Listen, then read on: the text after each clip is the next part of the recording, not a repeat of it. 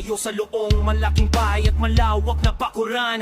Mataas na pader pinapaligiran at nakapilang mga mamahaling sasakyan. Mga bantay na nating bulong ng bulong, wala namang kasabero, marami ang nakabaro. Makas man ang ulan ay walang butas ang bubong, mga plato at kutsara na hindi kilala ang tubong. At akali na'y siputin ng gatas na nasa kahon, at kahit na hindi po sa lamesa ay may hawon ng sarap. Siguro manirahan sa bahay na ganyan, sabi pa nila ay dito mo ring matatapuan. Ang taon na lama ay naring isang upuan, na pag may pakakatao ay pinag-aagawan. Kaya naman hindi niya pinakakawalan, kung makikita ko lamang sa ay aking sisigawan.